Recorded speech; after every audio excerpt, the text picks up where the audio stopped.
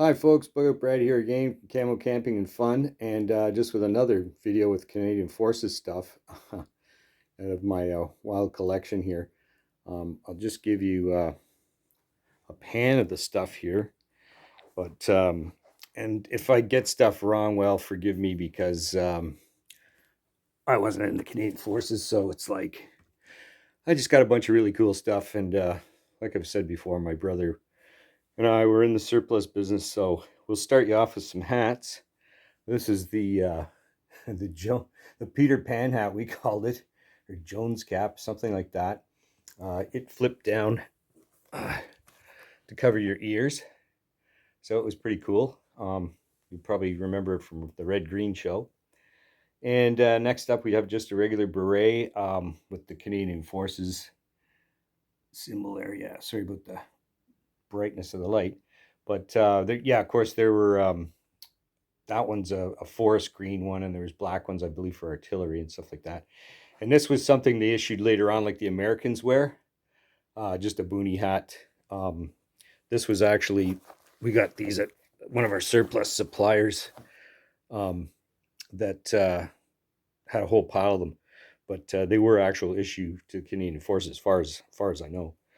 And here's a beautiful wool hat. I just turned it inside out for you. Let's see if we can get it to focus there. Made in Canada, 100% virgin wool. Beautiful, beautiful wool toques. This was one that was never issued, which uh, you don't see too often, but I got lucky. So I put it with the collection. I used them.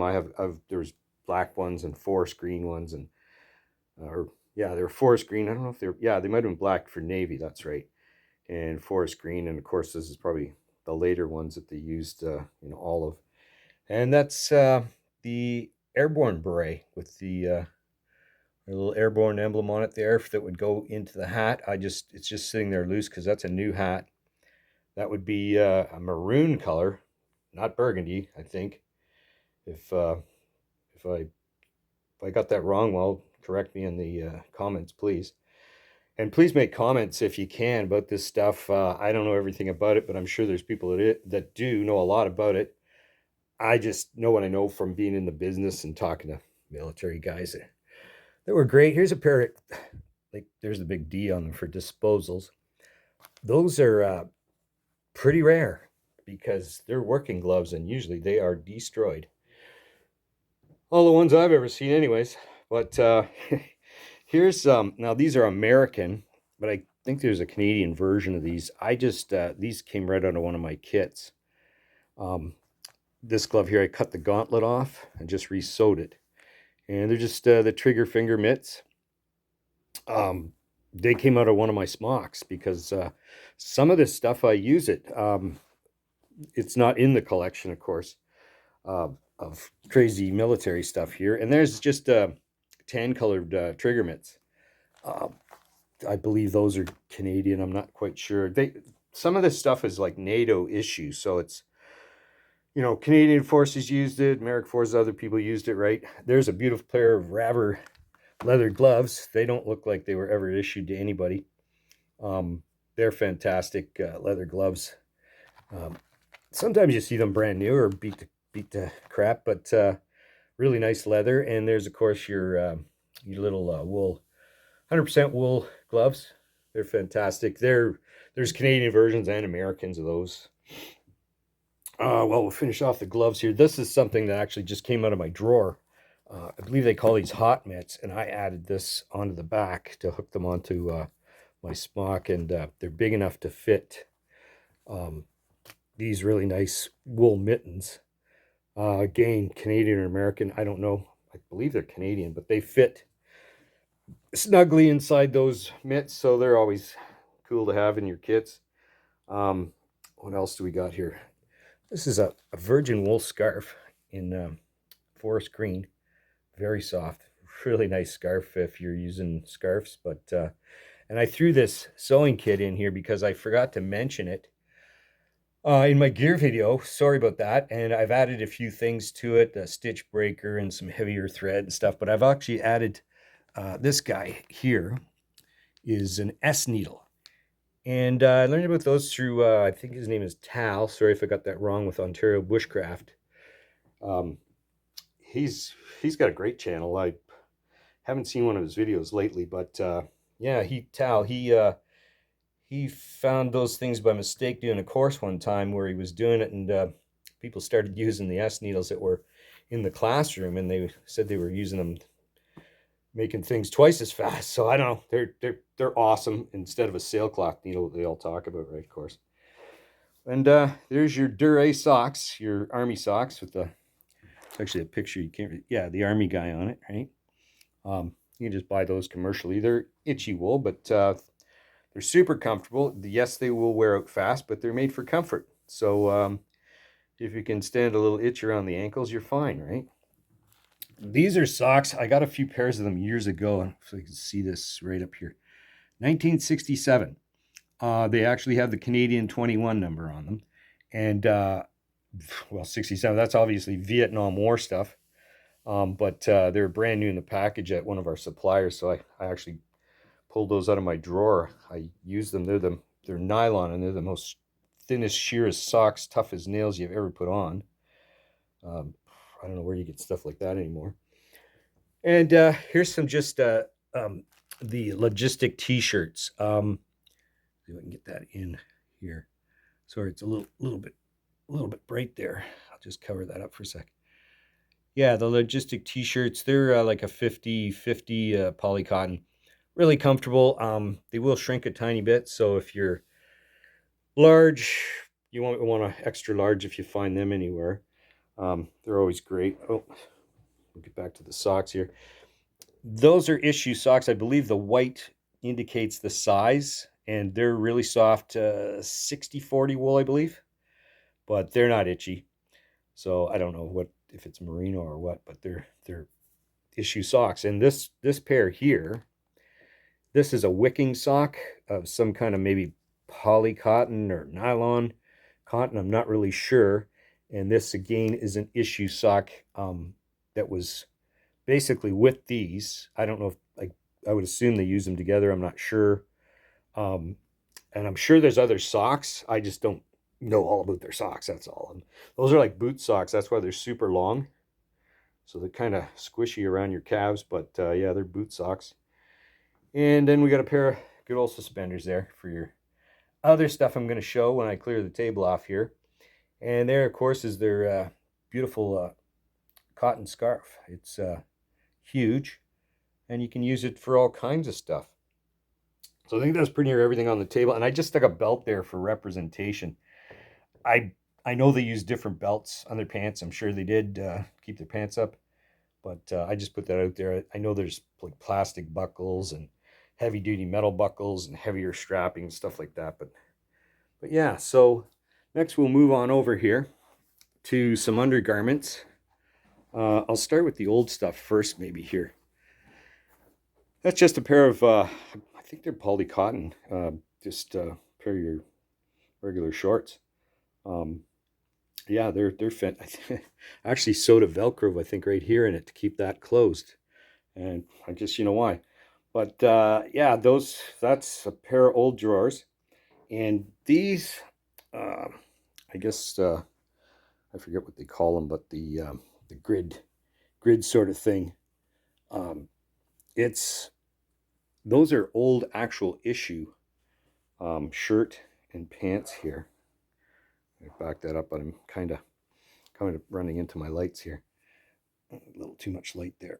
Um, yeah, these are 100% cotton, and you can still get this kind of stuff, but I believe they sell this stuff in just regular 50/50 poly cotton now, because you can actually buy them from a place, and maybe if I could find the paper where I wrote it down, I'll tell you where you can get those still. This is okay. So this is Stanfield stuff. I might have showed this before. Um, this stuff is fantastic. This is like a wicking material of some kind of polyester. There's no cotton. I don't believe there's any cotton at all. And there's the shorts to kind of go with it. So we get that label. Yeah, it's kind of bright, right, for that label. But yeah, there's a pair of shorts, and yeah, they're brand new, unused, by the way. All of this stuff is because it's come out of my collection, but I actually have shorts like that in my drawer just to wear in the wintertime. I'm trying to get the there it is. See where it says irregular, 100% polyester. Yeah, okay, in large. Now it says irregular, but the supplier we used to get a lot of stuff from, I believe, used to buy directly from uh, his supplier, which was Stanfield's, and there was like overruns. So he would get stuff that didn't have a problem in an overrun because he'd buy large quantities. I just wanted to show you guys this over here before I cut this into the next portion of this video. This, sorry, I cut the label off of it, but this is a long sleeve t-shirt, um, 50, 60 or sorry, 40, 60 or 50, I think it might be 50, 50 poly cotton. These you can buy commercially. I don't know if they issue this to the guys, but yeah, a long sleeve is the way to go for outdoor stuff because you don't want to be exposed to the sun. I'm just going to run you back over here to the table and switch over to the other equipment because I got such a pile of clothing that I have to actually take this all down. So just give me a second. Stay with me.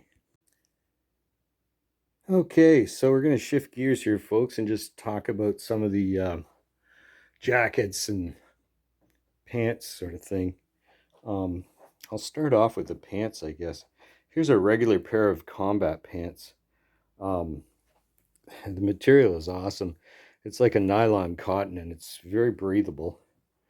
I'll just show you some stuff that's funny on it. They put the button strap that way so that your fly always pulls open. So what I do is I yank the button back. I can't do it right here, can I? I'll yank this button back like that all the way, and then I'll put a stitch in it so it doesn't slide forward. That's my little size right there, 70-36. So that's like 70. Oh, actually, no, that's long. Oh, whoa, there's a rare pair. These are brand new. That's like a regular medium 36 waist with maybe like a 32 leg. These are interesting, these pants. I think it was my buddy Lars there from Survival Russia said that only the Russian army pants have drapes in them to tuck in your boots. Well, that would be a little incorrect because there's the drape right there. This actually folds up inside, and the pant leg there. It comes down, of course, like this, right? So there's the drape hanging out there. The only one little thing that's weird, and what I do on my, because I have, I don't know, several pairs of these, but I wear a pair all the time. But right here, they they left the stitching open in the drape. So what I do is I sew it shut. Can you see it there? No, you can't. I sew it shut.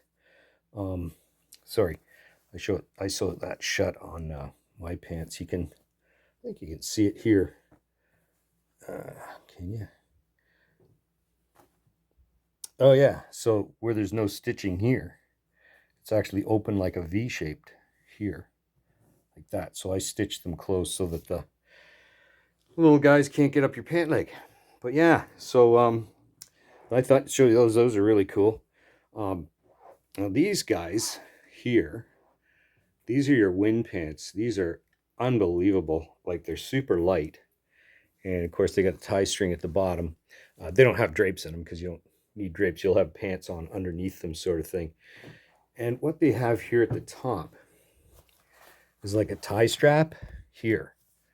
So what I do is I put just a one of those quick connects, you know, that like a 3/4 1-inch quick connect here, so you can just click them together. But yeah, so, and they have the buttons on them here for your set of suspenders, and on the inside there's your suspender buttons. Yeah, these are large short. I'm just a medium short, but I have all the different sizes. When I did the collection, I wanted to have different sizes just in case I sold it, which I was going to sell a lot of stuff on the face thing, market thing, but they kicked me off for selling bushcraft knives for some reason. They didn't like mine, I guess. Here's a pair of Gore-Tex pants. Now they have the inner liner, like the Gore-Tex jackets, and the big bunchy pocket here, I think because I have suspenders in it. And I just put one of those Mil-Tec or Mil-Spec, whatever they are, belts on them. And I have a different suspender setup right there that I made for side suspenders from the, I believe, the American Army ones. I got a bag of them that were brand new from the 50s, I guess, because they were short. Nobody wants short stuff, so yeah, I ended up getting a bag of them for a good price from the States before our economy went poached and our dollar was dead. This, I don't know, sorry, but it's in the plastic bag. I didn't want to take it out. That's a wool sweater, 4470. So that's like a 44 chest, 70 length, regular sort of thing. I have one of those in a bag that I wear. I just didn't want to bring out two of them. Yeah, those are absolutely beautiful. To find one brand new in a bag is tough. We used to get like boxes of them, and people didn't even believe us what they were because they're so awesome. This ugly little bag here, yeah, it's all green. It's the rain suit. It stinks so bad of that cheese smell that I couldn't take it, so I just kept it in the bag, and I think I might even pull it out of the collection. I have the poncho to match. I don't know where the heck it is, but oh, the smell of that cheese smell, and the Army guys know what I'm talking about. It's enough to knock you over. That's just a regular field shirt or combat shirt, whatever you want to call it, with the slanted mag pouches and everything. I got various sizes in the collection. I think that's like a 50. It's a big sized one. So you see the label on it here. Can we see the label? Oh yeah. Yeah, it's, get it in there. Yeah, it's a 70-50, so it's a regular size 50 chest. So yeah, 1996. And I gave this stuff's various dates too. I wanted an 80s collection, but a lot of that stuff crossed over. Uh like literally from the 60s to the 70s to the 80s to the 90s. So, and I don't know if I get a good shot of that, but that is a Paris mock. That's a brand new one. Really hard come by. The only reason it's brand new is, again, I think it's like a large short. So anything short nobody wanted. I don't know, there probably wasn't a lot of short guys in their unit, but yeah, there it is, large. Oh, come on. Sorry, large short. Is there a date on it? Oh yeah, 1978. That's pretty cool. But yeah, and it has the epaulets. I've actually seen one with no epaulets. I don't know what, maybe different manufacturers. Some guy was arguing with me about that one time, and I was like, no, I've actually seen them used, beat up. And they do have a hood tucked into the back. Is it inside here? Yeah, okay, it's inside. Yeah, okay, there it is. It's tucked inside at the back. And I heard some funny stories about the hood when they were on like survival type missions or whatever, where they just dump guys out. They would pull out the hood and use it for cleaning themselves. I don't know if that's true or not, but it's pretty funny. This other thing here, it's funny looking camouflage. Looks like it's from a foreign country or something. It isn't. It's actually, I think they referred to it as a garrison jacket or something. It's something right out of must be the 70s. I don't know. It's just kind of bizarre looking. It's very uncomfortable polyester material. Um, Double elbows and whatnot, but it looks, I don't know, I just thought they always look strange. But yeah, so there's that. I do have something kind of cool to show you, but I didn't have room here. So what I'm going to do is I'm just going to bring it back here again. Do the big shot of all of it sitting there and bring you back. Just give me a second and I'll bring you back and show you something really neat. Okay, last but not least, this is one of the neatest things we ever pulled out of one of the Tri-Wall boxes, the big cardboard boxes that you get when you bid on this. We used to be able to bid on this stuff. It's just looks like a regular field jacket, except for one thing. It's got a little different design, as you can see across here, and it has the elbow things on it. I placed a little different, and it's from, let's see, does it say here? Can you see it? I don't know if you can see it without light on it. Shoot. No, it's too bright, isn't it? Let me just see if I can get it in. If I can't, I'll give you another shot of it from a different angle. Darn it. Yeah, I'm not going to be able to get that in. But what it's from is, sorry about that. It's from 1967, and it's a XL reg, so 49 chest, and it has the liner in it. We thought it didn't come with the liner. It was in a separate box. We got really lucky because that's the liner tag, whereas the jacket is tagged differently somewhere else. But it was the matching liner to the jacket. I won't dig it all out for you right now, but there it is. That's from 67, and it's absolutely, it looks like it was just washed or something. So it's absolutely mint. And here's the pants that match. Now, what's really cool about this stuff, it's this really heavy duck canvas. And there's the matching pants. And the knee pads, they run from there all the way down to here. And it's actually, there's a nylon insert inside behind that, so it's triple. Same with the seat. The seat is like triple layered. I don't know how waterproof that would have been, but yeah, it would have been pretty good. That's, yeah, you can see that one, 1968, short medium. So yeah, that's actually a pair I've worn, but all this stuff for me is way too heavy to wear anyways now. That's, I mean, it just weighs a ton, right? Whereas the Gore-Tex stuff and the light wind pants, it's a lot easier on you. Anyways, I'll just give me a sec and I'll be back in a sec. Okay, so there you have it, folks. That's not the end of it all. Not yet. It's the end of this video anyways, because I'm getting tuckered right out and I got to put all this stuff away. The next one, I'll try and do the next one in with the winter stuff. I got quite a bit of winter stuff as well. That's really interesting. But that's it for my, I don't know, it's not a clothing try-on haul because the gals do that much better than I would. But that's it for now for this video, and I hope you liked it. Like, share, subscribe if you can, and hope you enjoyed it. Comment, please, if you can. I know some of my friends watch these videos, but I don't hear a lot of comments from them, except for a couple of them. Thanks, Jay. But that's it for now, and we'll see you on the next one. Thank you very much, and have yourself a fantastic day.